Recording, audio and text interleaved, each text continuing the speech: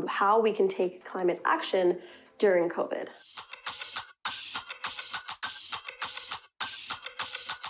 So how are you dealing with COVID right now? I'm literally so sick of this quarantine, but the more people try to break the rules, the longer they're gonna have to drag this out. As best as anybody else, it's kind of hard, trying to force routine. It's odd, but somehow this pandemic has brought us together. How do you feel about the response the government has taken so far? I feel like our government is so short-sighted again and again and again. And we're seeing that right now with coronavirus, when there was every opportunity to have our pandemic response team. We knew months in advance of this deadly, deadly crisis that this was going to happen and wreak havoc on the world. And we did nothing. We didn't listen to any of the experts on coronavirus. And that same exact pattern is what we've seen with climate change. Do you think that there's going to be more pandemics like this? Yeah, 100%. Pandemics often happen, when there's unnatural interaction between humans and animals. We have to fix our factory farming and animal agriculture industry. We're going to see more species that are going to be moving into new areas. We're going to see different bacteria different viruses, bacteria, all sorts of stuff that are in the Arctic, frozen right now, starting to melt and come out. And we don't know what implication that's going to have on human health. I feel like there's two types of paths that we can go down right now. One is filled with more pandemics, more wildfires, more hurricanes, more environmental disasters. And then there's another one where there's renewable energy, sustainable and regenerative us to invest in climate action. Right now during COVID, the economy is broken. So this is the chance to rewire and move forward. And we're gonna have to rebuild, period. We also have the ability during this crisis to put a down payment on a regenerative economy. I know that Black folks have the highest death rates for the coronavirus, and they also have the highest rates of asthma. And that's due to environmental racism. I think that this is a time we have to recognize whether or not we go back to supposed normal. Remember what normal was? Remember in January when Australia was on fire? That was normal before the virus, and that was a crisis. So we need to make sure that we're actively making decisions that are thinking more forward. What are some action items that I can take right now to combat climate change from home? At home, it doesn't mean we can't organize, right? There is always the ability to build community, to organize. And there's all sorts of ways that we can actually come together right now. For example, right now, I see you on this Zoom call, hey. Yeah, we're organizing right now. We can't do any physical mobilizations around the climate crisis right now, but what we can do is do a lot of online. Political TikTok's an interesting realm where a lot of kids just make content educating kids on things like healthcare or gun control or capitalism, and it's been pretty successful. I know a lot of kids who've gotten radicalized or have learned a lot more. Cool. Thank you so much for talking to us. Bye.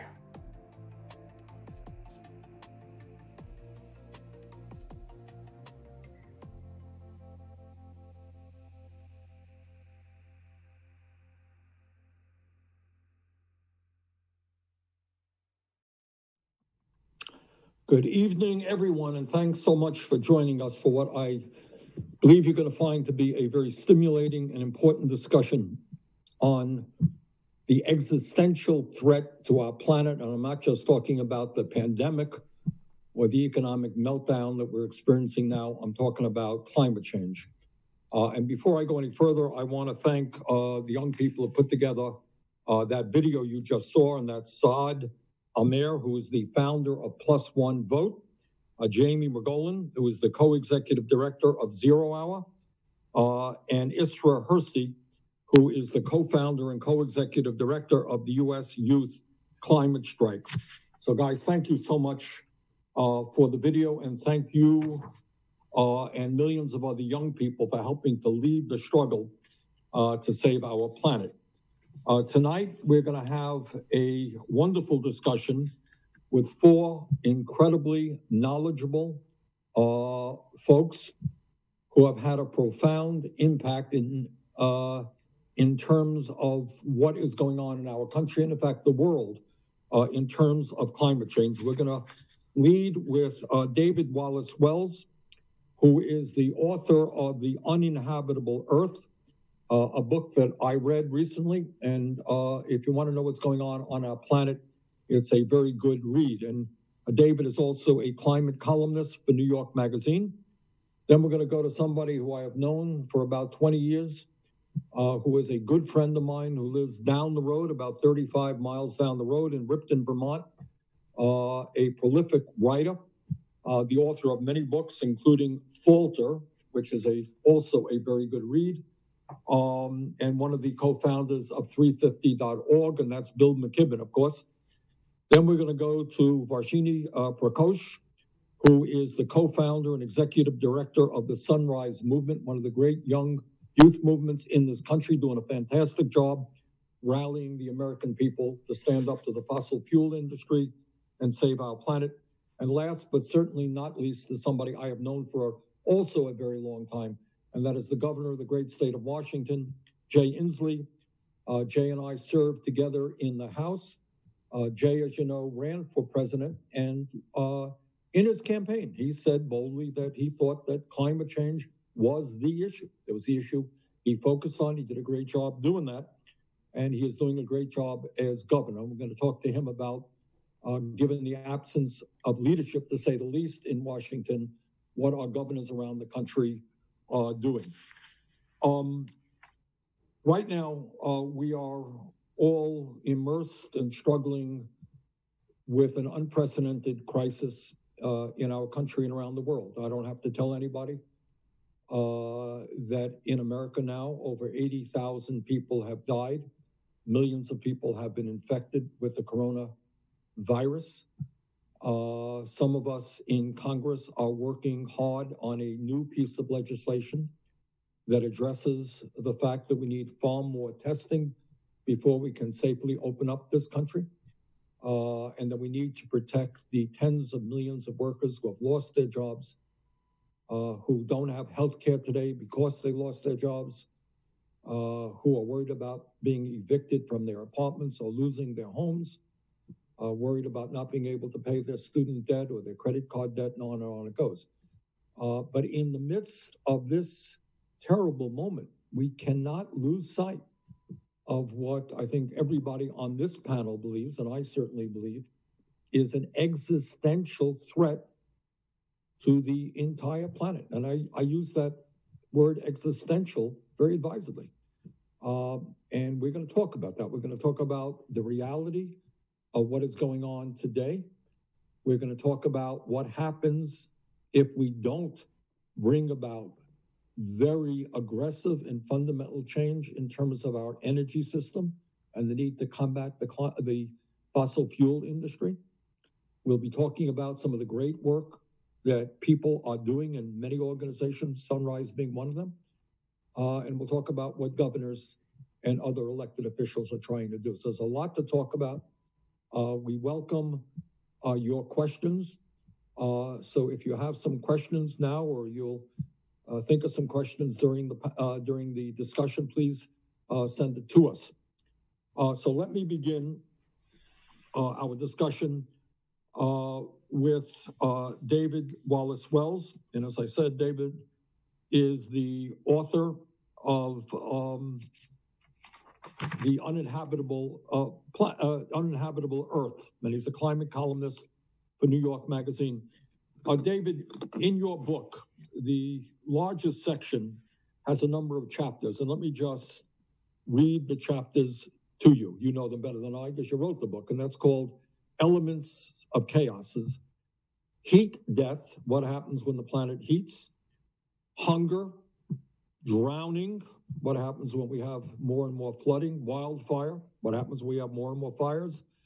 Disasters no longer natural. Freshwater drain, what happens when we lack drinking water. Dying oceans, an issue we don't talk about very much. Unbreathable air. So if we can get the camera on David rather than Jay, that would be good. And David, take it away. Well, first, I want to thank you so much for having me on this panel. I'm thrilled to be talking to you, Senator, but also actually thrilled to be talking to each of the other panelists, each of whom I stand in awe of. I mean, they're really, it's an amazing group. Where we are right now with climate is already quite grim. I think the list of those chapters suggests that pretty clearly. The planet's only about 1.1 degrees Celsius warmer than it was since before the Industrial Revolution. And that doesn't sound like very much, but it actually means that we are already outside the range of temperatures that enclosed the entire history of human civilization, which means that everything we have ever known as a species is the result of climate conditions we've already left behind at just 1.1 degrees. It's like we've landed on a totally different planet with a totally different climate, and we have to figure out what of the civilization we've brought with us here can survive these new conditions, what we will have to adapt and renovate, and what we'll have to just totally discard. There are a lot of things that we've seen just over the last few years that illustrate just how different the world is now than it was a few decades ago or centuries ago.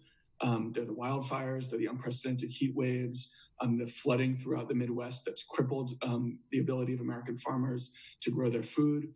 But actually, one of the examples that I find most powerful is one that may not strike everyone as the most dramatic, and that is that in Houston last summer, they had what they called a 500-year storm. It was the fifth 500-year storm in 5 years. So that term has lost some of its meaning, obviously, in a time of climate change, but I think it helps to remember it used to refer to a storm we'd expect to hit once every 5 centuries. 5 centuries ago, Hernando Cortez had just landed in Mexico. There were no European settlements in North America at all. So we're talking about a storm that we would expect to hit once during the entire history of colonization, the waging of a genocide against the native people, the fighting of a revolution, the building of a slave empire, the fighting of a civil war, industrialization, World War I, World War II, the Cold War, the American Empire, the end of the Cold War, the end of history, September 11th, and the financial crisis. We're talking about a storm that was supposed to hit once during that entire history. And Houston has been hit by 5 of them in the last 5 years. And that's just at 1.1 degrees of Celsius of warming. I think it's going to be quite hard for us to avoid 2 degrees of warming. And at that level, things start to You're get talking about really... Celsius. Yes. For the non-scientists among us, translate Celsius into Fahrenheit. It's like a 3.5, 2 degrees Celsius is like 3.5 degrees Fahrenheit of warming, which again doesn't sound like all that much, but since it is an average, it actually signals an enormous amount of heat that we're adding to the planet system. And at that level, 2 degrees, scientists believe that 150 million people would die from the effects of air pollution alone. That's dying at the scale of 25 Holocausts. They expect that cities in South Asia and the Middle East and parts of Africa would be so hot during summer that you wouldn't be able to walk around outside without risking heat stroke or possibly heat death. So these are cities like Calcutta that today are home to 10 or 12, some 15 million people. And in just a few decades, since 2 degrees is likely to happen at about 2050, 2040, you wouldn't be able to walk around in those cities during summer without risking death. That's one reason why the UN believes we could have hundreds of millions of climate refugees at just that point, 2050 at about 2 degrees. And we're also likely to be locking in the permanent loss of all the planet's ice sheets, which would take many centuries to melt, but over time would bring about 250 feet of sea level rise, which is enough to drown all of the world, or sorry, 2/3 of the world's major cities if we didn't move them, which we probably would. And when I say all that, it's an incredibly bleak future. I think practically speaking, it's actually something like our best case future, actually. We will be able to adapt to those conditions and find ways to live in that world. Ideally, we'll find ways to live equitably and with justice in mind in designing those adaptations. But it's also up to us to make sure that we don't heat the planet much more than 2 degrees. And that is the job that sits on all of our desks as, all 330 million Americans, but also all 8 billion people on the planet, all 190 countries in the world. This is a global problem with many billions of authors, but it is a story that we are writing ourselves. And just how bleak it gets, just how dark the world looks in 2075 or 2100 is very much up to us alive today and working. It's up to us to write that story. And that is, I think, for me, the most important fact about climate change is that it is happening really quickly, and we don't have much time to change course. When it occurred to me, when I realized that half of all of the emissions that we've ever put into the atmosphere from the burning of fossil fuels have come in just the last 30 years, which means We've done more damage in my lifetime than we did in all the millennia of human history that came before. I found that incredibly eye-opening, horrifying, and in a certain way, actually exhilarating, because it shows us that we are in control of this story. We are making decisions today that will shape the future of not just our children or our grandchildren's lives, but the entire future history of the planet. And that we now have scientists say about 30 years to really take meaningful action to avoid those worst case scenarios means, in a strange way, it's incredibly lucky that all of us are alive today, especially you, Senator, and especially all the others on this panel, doing the work that they are doing to make sure that our future is at least relatively just, relatively prosperous, relatively comfortable, and relatively humane. That is not for sure. We've, in a lot of places in the US and Western Europe, we've sort of assumed that history unfolded like a timeline of progress, and all we had to do was sit back and let it happen. That is not the case generally, but it's certainly not the case with climate change. We must take control of this if we want a future that you and I, everyone on this panel, and everyone watching at home would recognize as appealing in any way. All right, David, let me interrupt you. Thank you so much for all the work you've done and for that excellent presentation. Bill, you want to pick up where David left off? And Bill is the writer of many, many great books. His last one is Falter, also dealing with the crisis of climate change, the co-founder of 350.org. Bill, where do we go from here? And what have we learned, by the way, from the pandemic we're experiencing right now? Bill, can't hear you. Thank you, Bernie. Those are the right questions. And let me just say, I apologize for the odd position that I'm in at the moment. One of the smaller crises that continue to affect rural America is the lack of broadband internet, despite your good efforts. And so many of us, when we need Wi-Fi, end up in parking lots stealing it. The only good news is I get to see the Green Mountains out the window here and be reminded of the beautiful world that we're all working to try and protect. What a pleasure to get to be with the other people on this panel. David is doing not only great climate coverage, but great coverage of the pandemic. Varshini, we had the great news today, is joining this unity panel with Vice President Biden's team in order to work out the climate package going forward. And I have no doubt that they're going to be leaning heavily on the work that Governor Inslee and his team have been doing to bring that issue and all the solutions forward. Let me say just a couple of things about the moment that we're in and how there's a crisis inside a crisis. So the thing we're living through now, this great upset around the pandemic, it doesn't have any silver linings. There's too much pain and death and suffering. But if we're going to go through all that, we might as well learn a few lessons. And it strikes me that we are. 3, really. 1, and it sounds trite, but physical reality actually matters. I've spent 30 years trying to convince people that physics and chemistry matter, that they can't be forced to compromise, or you can't, negotiate with them. They just do what they do. The COVID microbe is teaching us the same thing about biology. It doesn't matter if the president gets up at his lectern and calls it a hoax or says it's going to disappear. It pays no attention. If it says stand 6 feet apart, you got to stand 6 feet apart, period, end of story. So that notion that physical reality matters is an important one to get in our heads, because we've spent the last few decades living in a world of screens and things where everything seems under our control, but it's not. Second lesson, corollary of that, and one that David alluded to, speed matters. It matters enormously. Look, we've gotten this idea now about flattening the virus curve in our minds, and that's important. The US and South Korea had their first cases of coronavirus on the same day. South Korea went to work to flatten the curve. It's not perfect. They're still having outbreaks, but compared to what we did, which was delay, do nothing, think it was going to go away, cases would go to 0, there'd be a miracle, blah, blah, blah.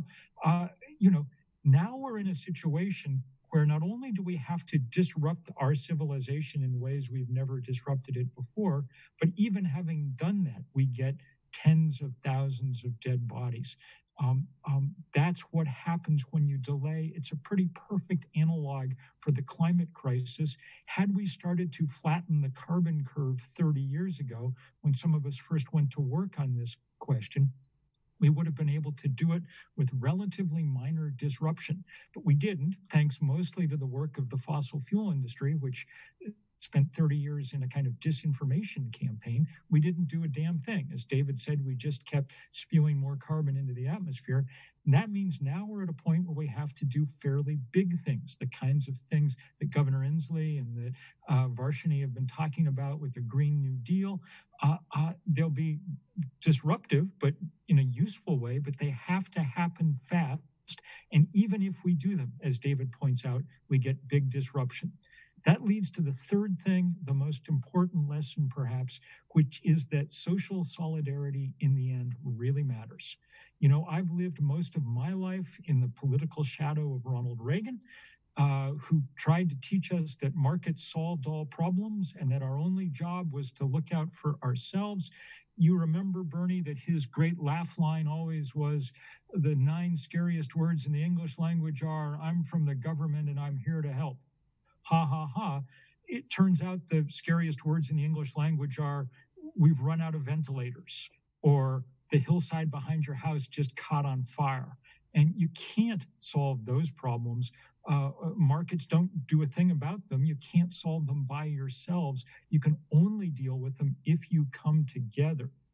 And that's what we need to do. That's what the solutions that we're talking about envision. And in order to get those kind of solutions, in order to get that government action, we have to build the kind of movements that we've been building. And that's the good news. The last 10 years, 15 years, you know, we started things like 350.org, and that was a first iteration. And now there's been this powerful blossoming. So we see Extinction Rebellion, we see the Sunrise Movement and the enormous work they're doing. We see the great example of the youth climate strikers, some of whom we heard from at the beginning, all over the world.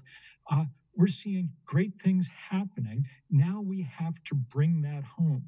That's why we're working hard on around the politics of this year, on making sure not only that the presidential race comes out the right way, but we need a climate Congress. And at 350, we're working hard on that, which is an important part of it. And we're also working hard to hold the financial system to account. A lot of work in the last year or two on the big asset managers and insurance companies and banks, and we're getting someplace with that. If you want one historical note that kind of should make us feel at least like we're getting somewhere, for those of us who study the history of this thing, the guy who was the CEO of Exxon in the years when it learned about climate science and then denied climate science, a man named Lee Raymond, last week was demoted from his job, as his retirement job, as lead independent director of Chase Bank, the biggest fossil fuel lender in the world. And that happened because people across all these movements stood up and demanded it. It feels like we're beginning to understand where we have to go. Now we have to go there fast, and I mean fast. Bernie, you've been standing up for renewable energy for decades. Now's the time, since it's become the cheapest source of power in the world, to bring that home. You've been standing up for an ethic of consumption, of reduced consumption and of conservation and efficiency. Now's the time to bring that home. We've got to do it now because we don't have any more decades to waste. All right, Bill, thanks so much, not only for being with us, but for your lifetime of leadership on this issue. Our next panelist is Varshini Prakash, who is co-founder and executive director of the Sunrise Movement. And certainly one of the exhilarating aspects of what's been going on politically in this country in recent years has been the fact that millions of young people are standing up, fighting for racial justice, for social justice, for economic justice, and environmental justice. And one of the great groups as part of that movement is, in fact, the Sunrise Movement. So, Varshini, thank you so much for being with us. Take it away. Thank you so much, Senator. I feel very blessed to be here and to be here with a lot of my political heroes and otherwise heroes. Hello, everybody. My name is Varshini, as the Senator said, and I'm the Executive Director for Sunrise Movement. We've been around since June of 2017, so it's been a fast and furious last 3 years. And we're building a movement of young people to stop climate change, to build economic prosperity and enact racial equality in this nation through a Green New Deal. And I really view Sunrise as essentially a political vehicle for young people to voice the frustration, the fear, the anger, and hope that our generation feels and transform that into tangible power. And we have hundreds of local chapters across the country that are led by teenagers and 20-somethings. We were proud to endorse Senator Sanders earlier this year and now plan to carry on the vision and the agenda that we all believe in by electing brilliant down-ballot candidates like Charles Booker in Kentucky and Jamal Bowman in New York. If you haven't heard about them, please check them out. And also by building a movement of thousands of young people that can make solutions to the climate crisis at the scale of the crisis move from politically impossible to becoming politically inevitable. And so I want to talk for a second about my experience growing up in this country as a millennial. One of my earliest memories was of 9/11 and then the subsequent violence of two wasteful and terrifying wars and the rise of xenophobia against brown people in this country. I remember seeing people tell my mother, go back to where you came from. And I remember growing up as the climate generation, watching Hurricane Sandy and Katrina ravage communities and kill people, watching Black people, poor people, those who were elderly without healthcare suffer heavily. And just as I was graduating high school or in the midst of high school, we were hit with this tremendous recession and our entire future was thrown into confusion. Would we have jobs when we graduated? What would our futures look like? And I remember thinking at that time, wow, we have known about climate change for twice or 3 times as long as I've been alive on this planet, and yet we have failed to do something about it. And now I'm watching Gen Z grow up behind me. And I'll tell you, it breaks my heart watching them ask the same questions that I and others did. Watching Hurricanes Harvey and Irma and Maria, watching wildfires tear down houses and basically decimate entire towns to the ground.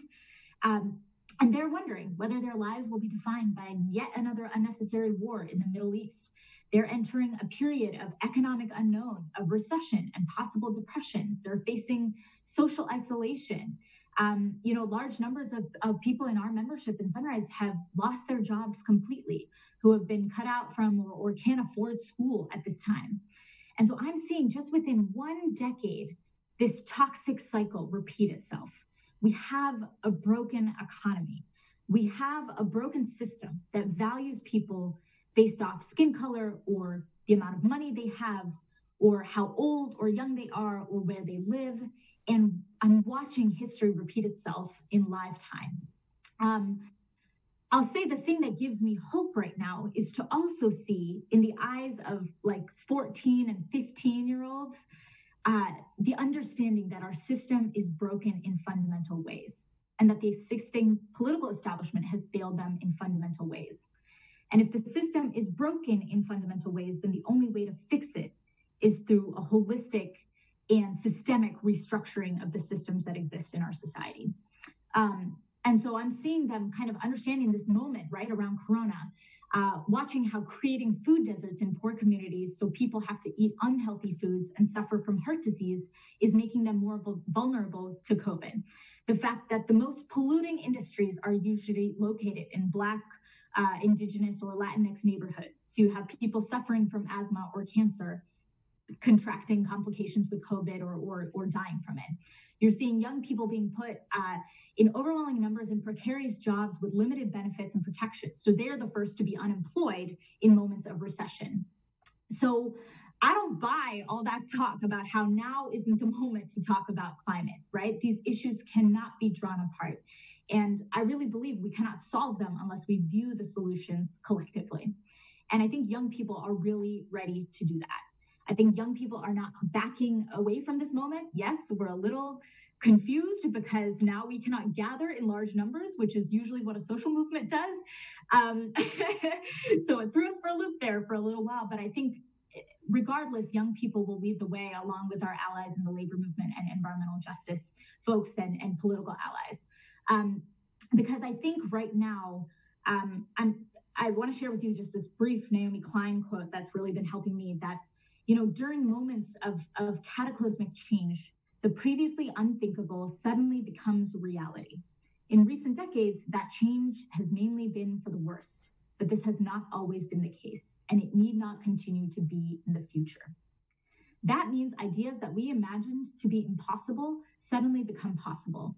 All that stuff that pundits said about the Green New Deal, it's unrealistic, it's radical, it's crazy, it's never going to happen. All of that, I believe, could become possible in this moment because there is a rupture emerging. This crisis has put the injustice and the inadequacies of our society basically on full display. And people are pissed and they are ready for change. So we're seeing millions of workers going on strike to demand better working conditions. Since April, support for the Green New Deal has surged by 15%.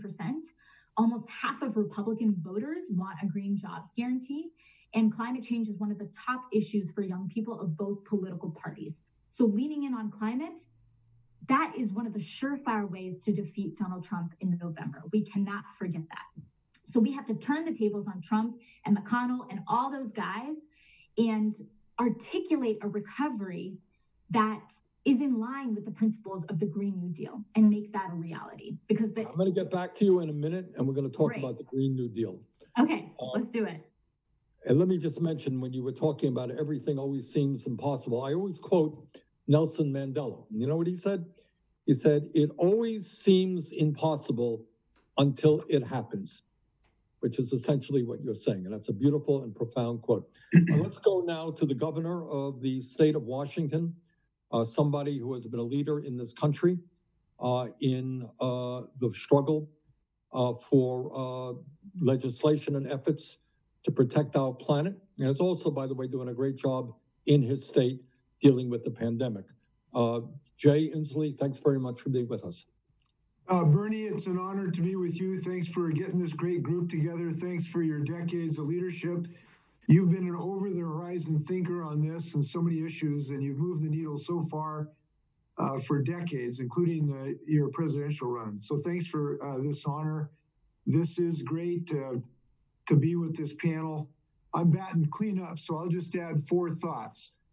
Thought number 1. Donald Trump cannot stop us states and we governors. He could not stop me from adopting a 100% clean energy bill in our electrical grid. He could not stop us in Washington from adopting the best energy efficiency programs in the nation. He could not stop us from adopting zero energy vehicle mandates. And I note this because with all of his dysfunction that he has been able to stop progress in DC, we have 50 alternative places to make progress. And we're doing that in so many different places. And we ought to seize that as opportunities in these states. And that's why I encourage everybody on this call today, not only to be involved in the presidential race coming up, but these governor's races and these state legislative races, these are opportunities to move the needle big time. So we didn't get Bernie or maybe even me elected president, but we can get our friends elected to the state legislature and pass these bills. Look, I was like maybe 1 or 2 votes short last year.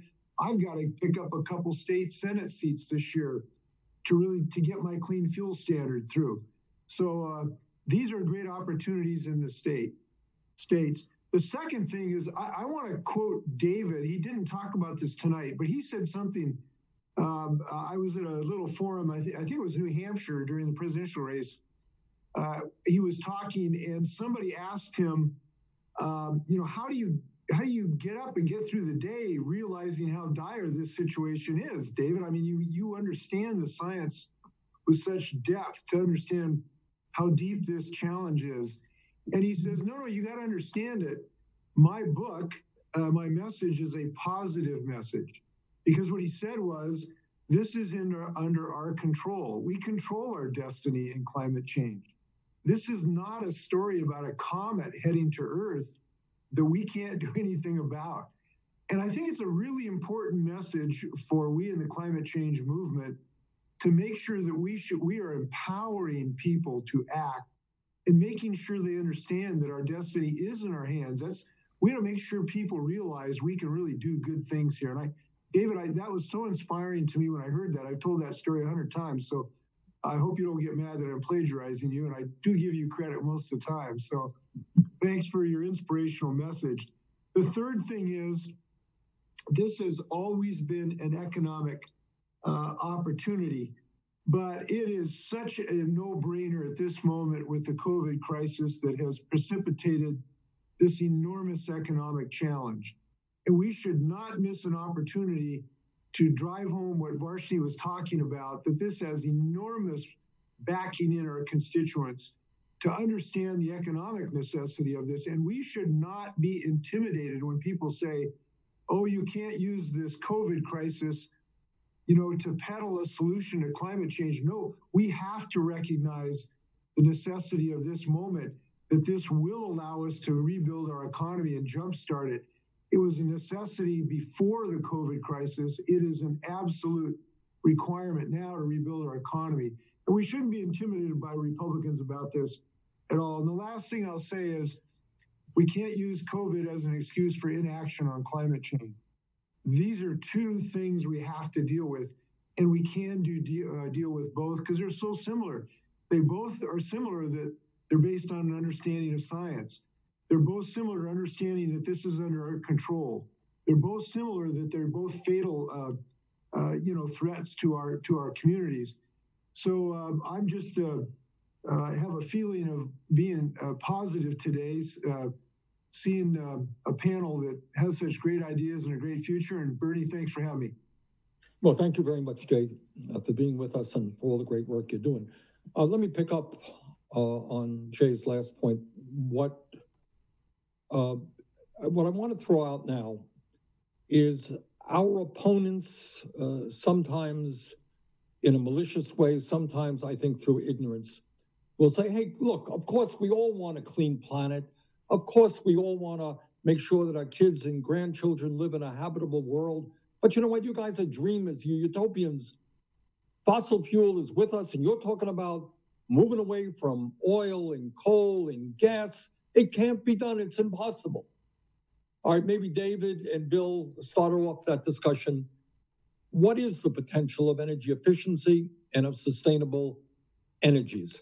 What could the world look like if we invested heavily in transforming our energy system, in retrofitting our buildings, and in taking on the fossil fuel industry? The first thing I would say is that it's actually not that expensive.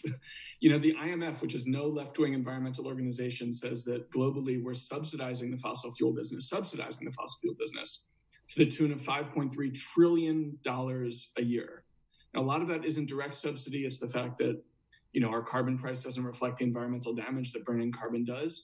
But many researchers have looked at that figure and said that for just a fraction of that investment, we could jumpstart an incredibly rapid green energy revolution, which would probably pay for itself within a decade. And as you all know, for public investment, that is an incredibly rapid turnaround.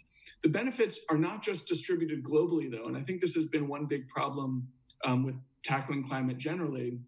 One has been that for a long time, economists did say that it was too expensive to tackle, and the people in politics who listened to them. But another was that we understood intuitively that the benefits of decarbonization were distributed globally, and the costs were going to be concentrated locally. And that meant that many particular leaders had a hard time persuading their constituents to go on board with something that might be a little hard on them. First of all, the economic conventional wisdom on that has really flipped quite recently. But secondly, I would say an incredibly promising vector of messaging that has been really underutilized with climate change until quite recently has been the public health case. And those benefits, the public health benefits, are concentrated locally. If you close down a coal plant, the people in those communities, the communities that Varshini was talking about, the Black and Brown and Indigenous communities, those people will benefit enormously. The costs, the benefits are so large that almost any amount of decarbonization will have a positive impact. And the costs of not doing anything are distributed all through our mental lives, our physical lives. Air pollution causes rates of cancer to go up, coronary disease, pulmonary disease. It causes rates of ADHD and autism and schizophrenia to go up. It raises the rates of premature birth and low birth weight.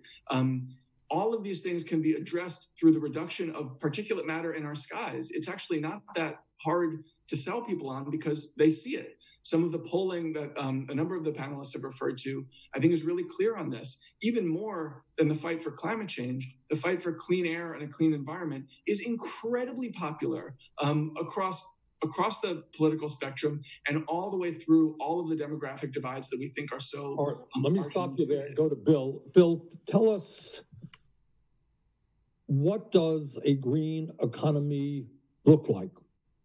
What kind of investments?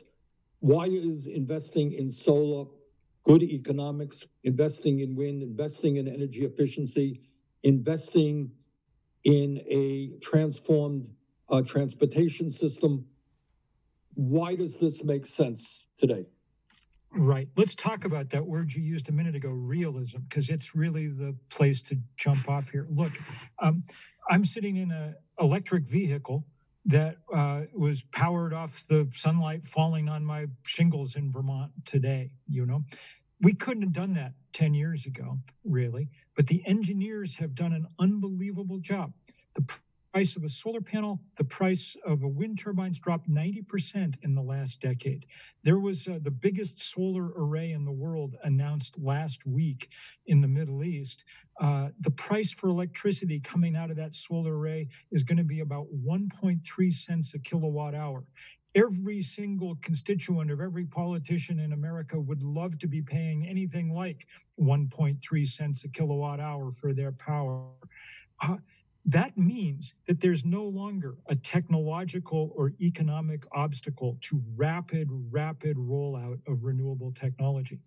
The obstacle remains what it's been all along, the powerful vested interest of what was the most richest industry in the world, the fossil fuel industry. They're falling on hard times. I mean, investors don't want much to do with them anymore, but they still have political clout. They used it this week to get a $750 billion bailout of their industry. And so that's what people have to be able to stand up to. If we can, then we start building out a renewable energy system that looks really different in a lot of ways from what we have. One, it's clean, so that's good, and you get all the benefits that David was talking about. And there's lots of people, I said before, there's no silver lining to a pandemic, and that's true, but there are a lot of people around the world who got their first lungfuls of clean air sometime in the last couple of months, and they'll remember what it was like to be able to see a blue sky, Second thing is, as we build this out, we're going to need a lot of jobs now because there are 30 million unemployed people in America all of a sudden. Well, if you cast around for what work needs to be done in our society that takes a lot of hands, there's no other candidate but this transition to a new energy system. Nobody's going to send their house to China to get it insulated. Solar panels don't erect themselves on your roof. That takes people doing that work. And that's the good, dignified, honest work that we need lots of people to be about. And at the end of it, you end up with a very different kind of world. At the moment, one of the reasons that political power and wealth are so unequally distributed in our society is that there are a tiny number of people who sit atop the concentrated deposits of coal and gas and oil. That's why people pay attention to the king of Saudi Arabia. It's not because he has some great idea about things. He cuts people's heads off when he doesn't like them. That's why people pay attention to the Koch brothers. It's not because they have some, wisdom about anything. It's because they're our biggest oil and gas barons and they use their money to buy a political party. There'll be people who make money off sun and wind, but they won't make Koch brothers kind of money, because when the sun comes up in the morning, it delivers your power for free. That's why Exxon hates it so much. Bill, let me just jump and ask you this question, and other people can pick up on it. For decades, the American people were lied to about the incredibly harmful impact that fossil fuel was causing our entire planet. And we have learned, I think you did, or some of you made the discovery that the engineers at ExxonMobil were telling that company decades ago what, in fact, carbon emissions were doing to the planet. And ExxonMobil, among others, continued to lie. And then we had a media out there that kept talking for a long time. Okay, you think your climate change is real, and you think it is not. Let's talk about it. And I remember talking to the head of CBS on this very issue, maybe listen to the scientists, not right-wing wackos. All right, but talk a little bit, Bill, and other people pick up on that. What role did the fossil fuel industry play in deliberately obfuscating the climate change crisis and the cause of that crisis? Well, this is actually a good story for me to tell while I'm sitting here in the dark, looking like I'm telling ghost stories around a camp, flashlight under my chin. Okay, because it's the scariest story, really, almost ever. We now know from great investigative reporting that 30 years ago, companies like Exxon knew everything there was to know about climate change. In fact, somebody dug up this past year a chart that their scientists had produced in the 1980s that predicted with uncanny accuracy what the temperature and the CO2 concentration would be in 2020. By the way, this April was the hottest April in the history of the recorded history of the planet. There's about a 75% chance that we're living through what will turn out to be the hottest year the world's ever recorded. So they knew that that was coming. Instead of telling the rest of us, the industry spent they went and hired the guys from the tobacco industry, and they erected this architecture of deceit and denial and disinformation that kept us locked for 3 decades in a totally phony debate about whether or not global warming was real, a debate that both sides knew the answer to at the beginning. It's just that one of them was willing to lie. And that lie turns out to be the most consequential lie in human history. It cost us 3 decades when we could have been at work.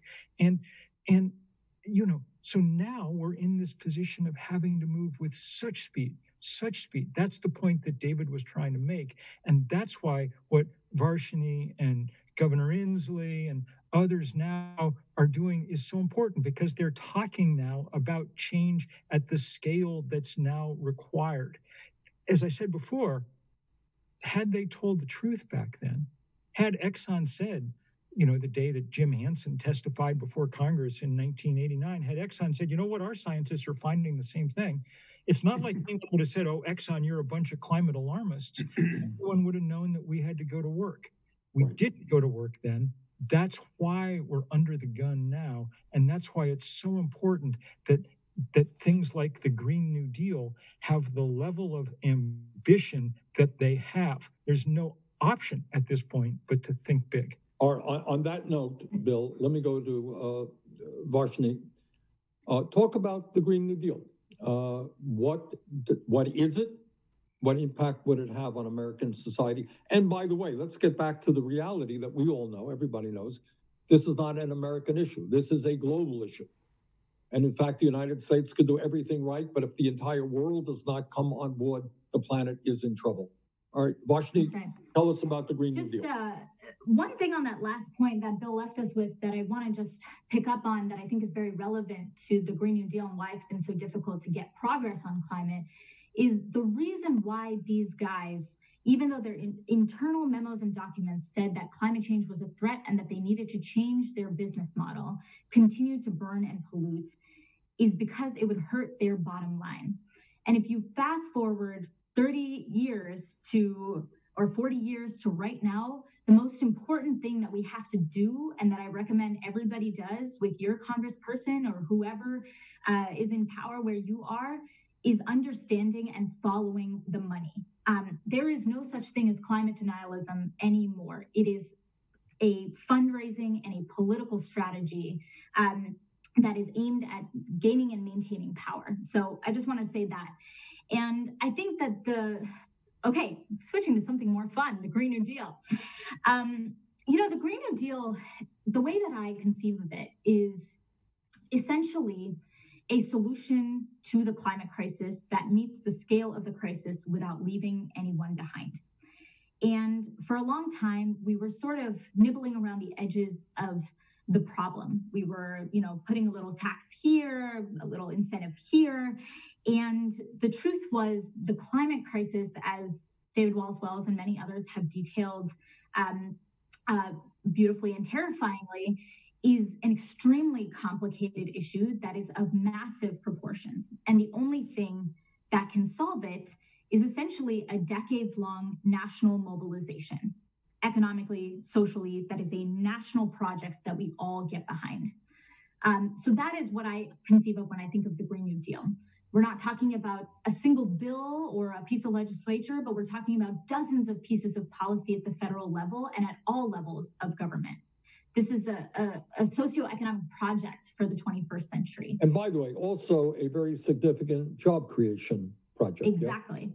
Yeah? Exactly, Bert. And it's the aim of it is to move our country towards 100% clean energy, to ensure that we are producing clean electricity, clean vehicles and transportation, a clean power sector, ensuring that we are creating millions and millions of high-wage jobs that have the opportunity to engage in a union.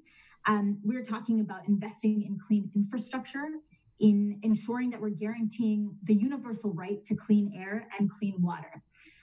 So I think it's inspired by the New Deal. Maybe some of you have been looking at that recently, especially as it's relevant in these times. But that was a period of time when people perceived an existential threat in the Great Depression and came together around the opportunity of the New Deal. We saw an unbelievable level of policymaking, and I think that is possible today as well. So when we see the corona, yeah, go ahead, Senator. No, I just wanted to wrap it up, and then I want to go to Jay. Great. Yeah, go for it. Okay. Jay, what are you seeing? I mean, you interact with governors all over the country, with mayors all over the country. We have a president who not only doesn't recognize the reality of climate change, he is moving in exactly the wrong direction, making us more dependent on fossil fuel. Tell us some of the good things on the ground that are taking place around this country in cities and towns and states, if you could.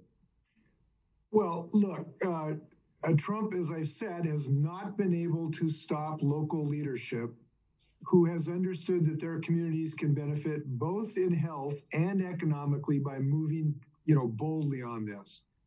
We've done it in Washington State because we understand science and we understand technology and we understand how to create jobs. But that's happening in so many different places. New Mexico, Michelle Lujan Grisham, who's done super work on wind power. Gretchen Whitmer in Michigan, who's doing super work in good transportation issues. Janet Mills in Maine. Gavin Newsom is carrying on the tradition of Jerry Brown. There are so many states that are making such substantial progress, and we don't hear about that, frankly, because our media is sort of focused in Washington D.C. Those senators are pesky. Those senators get all the glory.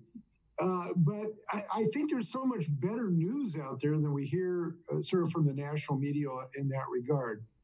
But again, it depends, and this is kind of a refrain I'm going to have. It depends on we, the people, being able to elect a few more legislators and a few more governors to get this job done.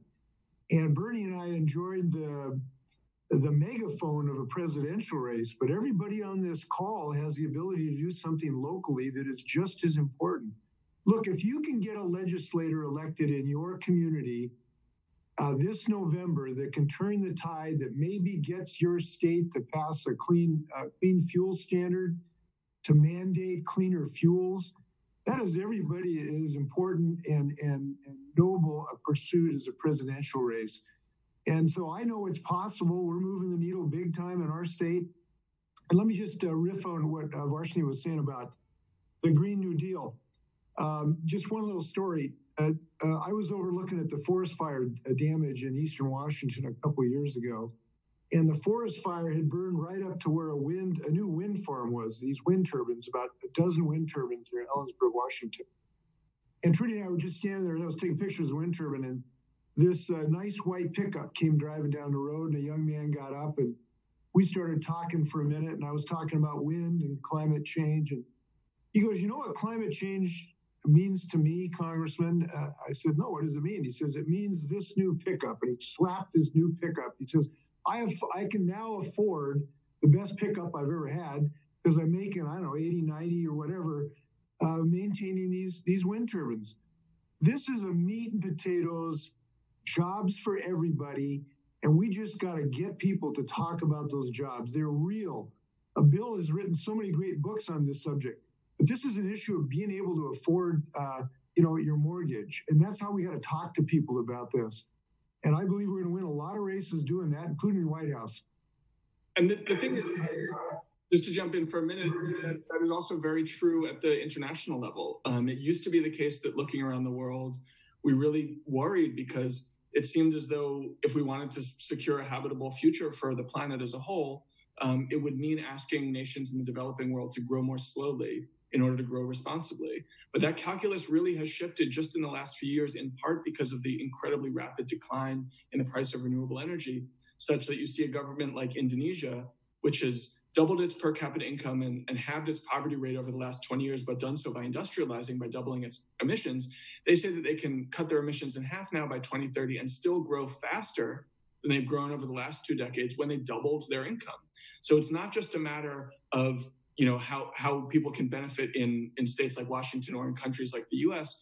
The truth is this is a new landscape that faces everyone around the world, which is critical because, as you suggested, Senator, this is a global problem. And just to say one last point about the geopolitics, I do think it's a critically important feature of the Trump presidency on climate that he has not just evacuated American leadership, but he's also antagonized Xi Jinping in China, who are likely the critical partners in any major project that we have to really take care of this.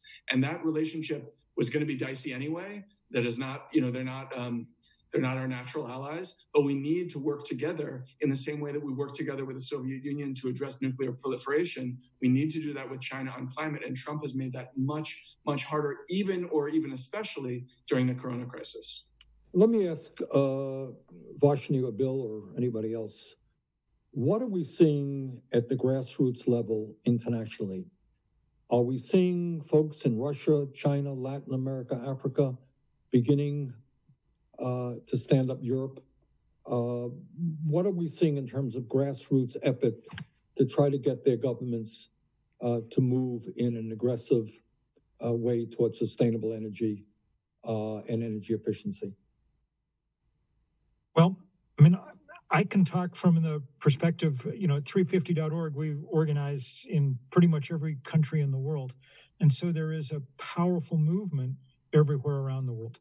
Almost everywhere it runs into the same problem we do in the US, the power of the fossil fuel industry to try and keep it at bay. So that's the same fight that's going on in Australia, or the same fight that's going on in parts of Asia or much of Europe.